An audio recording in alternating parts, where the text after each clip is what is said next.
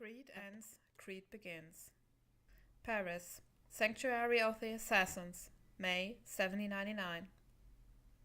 Indecent Proposal. For hours, the three masters of the council seemed to be arguing over how they proceed further regarding Sieyès. Adelaide patiently waited with her arms folded behind her back. She had delivered her report completely and had always given the same answers for what felt an eternity. She, therefore, allowed herself a very restrained breath as Master Trenet finally ended the discussion with an energetic gesture. "Enough, gentlemen. We should come to a decision, and before we decide and act rashly, we should tackle a last attempt to attack at Monsieur Dorian." That caused more turmoil. Adelaide knew that Master Billier didn't particularly like Arno, and that he was glad that the young one had been exiled. How Master Quemar stood on that issue was mostly unclear. Adelaide, however, always assumed a certain sadness when he spoke of Dorian. Master Trenet, like Mirabeau, had seen great potential in him, if true, when she mourned more for an excellent assassin than for the man himself. Why they had given Dorian back the management of Café Théâtre then he returned from Saint-Denis was a mystery to her. Had they hoped to win him back? Sighing, Adelaide squeezed her shoulders for a moment and made up her mind to wait further. "I said enough, and I'm reluctant to repeat myself, gentlemen," Master Trenet snarled finally, relentless. Her eyes ignored any further gesture of her colleagues and pinned to the young woman in front of her. "Assassin, the council here again gives you the order to move Monsieur Dorian to work with us in terms of Sieyès and Bonaparte. To this end you are given permission to use any average value, and with that we really mean any average value, to achieve this goal. It is of delicate urgency that we get access to Bonaparte, and as timely as possible. Do you understand?" Adelaide had lowered her arms and head in front of the councillors during the official address of her title. Now she raised her eyes and eyed the three masters. "Forgive my inquiry, but what does the council understand by any average value?" Not that Adelaide had no idea what the three masters wanted.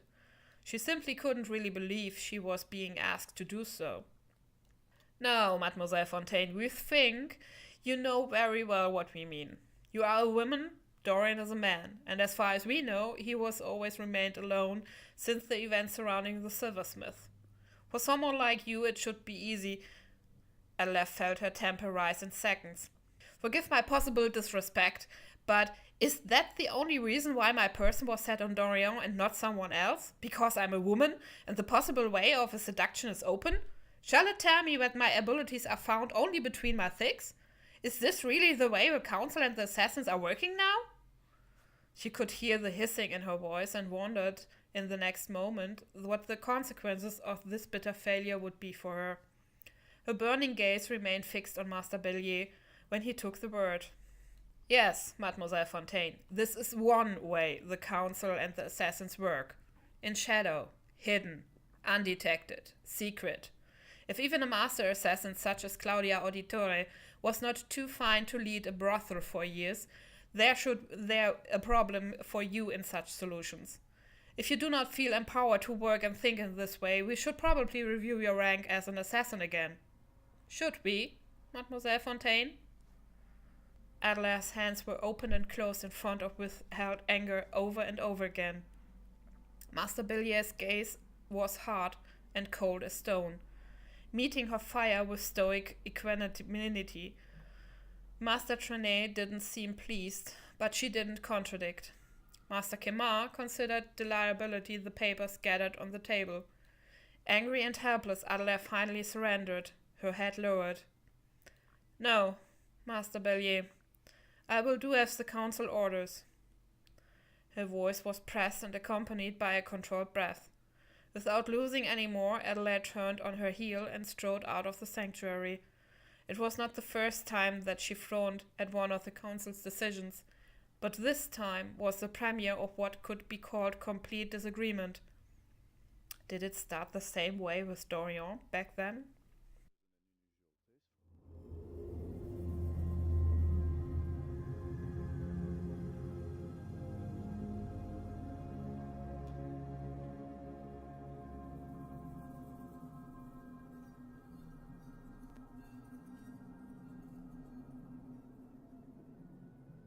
Paris, Ile de la Cité.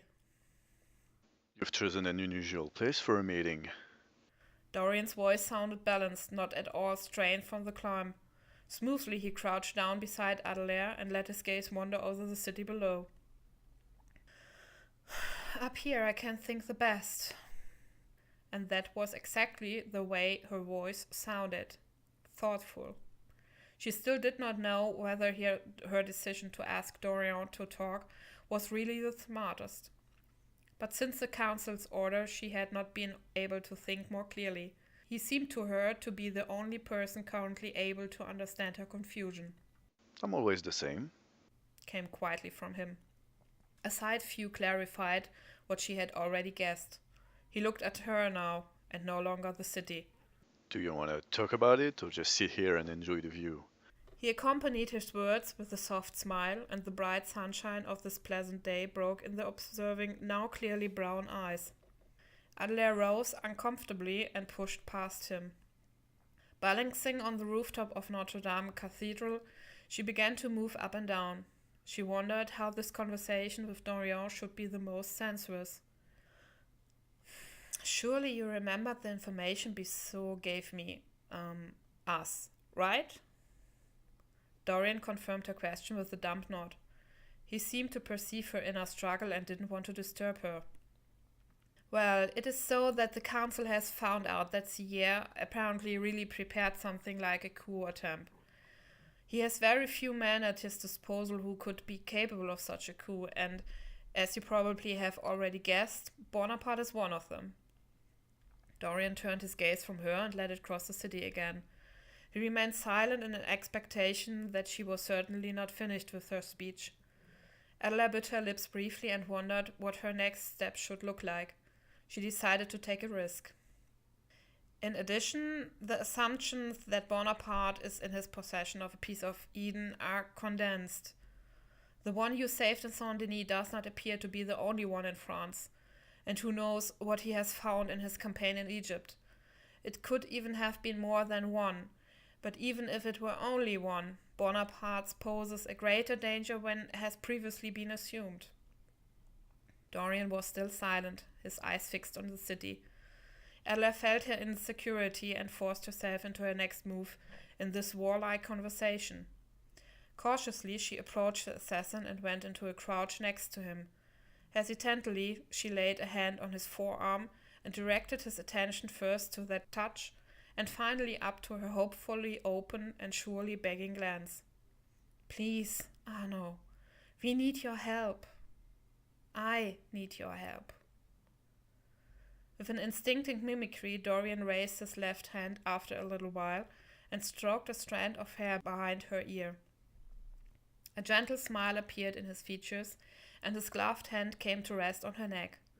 A gentle pull made her bend over to this man, who seemed to be so different in the radiant sunshine. You know, Mademoiselle Fontaine, I have already confirmed that you are damn well educated. And this here only confirms my assessment. Cold eyes ran down Adelaire's back. The same eyes which was just entering Dorian's eyes. His grip pushed into her neck and grabbed her closer. Adelaire knew only too well that it was only necessary to stretch the right muscles to drive the hidden blade into her throat. She held her breath, panting, and could not help but to endure his gaze. You must be very devoted to the council, or simply desperate if you're willing to use such instruments to achieve your goal. Believe me, Dorian's eyes became still a little way harder. Do not try to get yourself out. You are here because you hope to be able to reach with female charms what the council demands of you. Any different argument would be a lie, and believe me, I do not like lies from such a pretty mouth as yours. A dangerous smile crept on his face. He held onto her neck and pulled her closer, nearer to him, so close that she could feel their breaths crossing each other. And now that we've cleared that up, he whispered softly, we can certainly discuss whether we can find another way of agreement. With that, he suddenly released her and rose. Gallant, he submitted a hand to her and helped a more than confused Adelaire to her feet. Any other ideas, Mademoiselle Fontaine? His gaze and facial expressions were cleansed again, and the sun seemed to have brought the warmth back into his dark eyes. Adelaide was still trying to gather herself and finally shook her head silently until she found her speech again. To be honest, I found the idea of this route quite questionable, and I feel I am not unscrupulous enough to think about other questionable ways. At least not when they are dealing with an assassin brother. She let her gaze wander from Dorian in the direction in which the sanctuary lay roughly. Perhaps Master Bellier is right, and I should concentrate on other tasks in the order. Her conclusion came only softly muttered, but Dorian decided to react to it. Master Bellier is a bullhead, buried in his rules and in love with his post. Do not be alarmed by the old man. Adelaide smiled gently and went back to the crouch on the roof. Her gaze wandered over the city again before she looked at Dorian from the side. His likewise crouching appearance seemed relaxed, his gaze fixed on the past. You had the mouse difference with him at the time, didn't you? Dorian responded with a quick laugh. You could call it that. I think he was against my admission to the order from the beginning, even though he voted for it when Mirabeau questioned them all. No idea what caused him to do so, but surely he was the first to question me. And maybe he was the one who saw the truth at first. Dorian looked down at his hands and let the hidden blade go out with a movement of his wrist. The sunlight broke out briefly in the steel before the deadly instrument disappeared again in the bracer. Adelaide sensed the thin eyes of memory and thought it too early for deeper questions. She stayed silent. Well, anyway. So, Mademoiselle Fontaine, do you have any idea how we can clarify our opposing positions and can find an agreement? The smile he gave her had almost something roguish to it, as if he had a plan that pleased him more than a little, that tempted Adelaide to her next reply.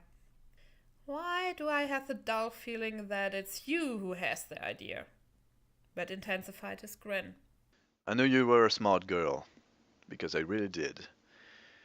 Meet me this afternoon at Café Théâtre, then I'll tell you more about my idea. Before she could answer any further, Dorian rose, spread his arms, and thrust himself off the rooftop down into a leap of faith, caught by a suitable landing zone. Deep below her, she saw him jump out of the cover. He looked up at her, raised his hand to his temple, and gave her a gallant greeting before he merged into the crowd. Adelaide sensed more than she consciously chose, how her smile followed him.